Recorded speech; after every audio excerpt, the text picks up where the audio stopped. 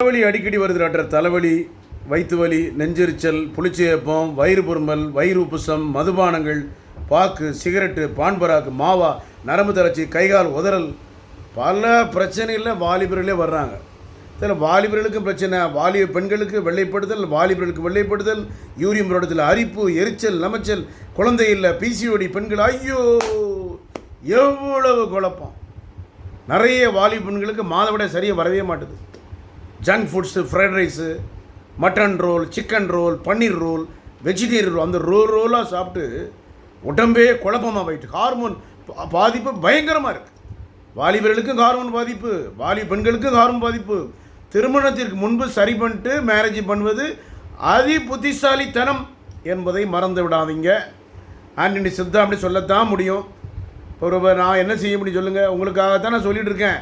98 410 59 194 phone பண்ணுங்கள்.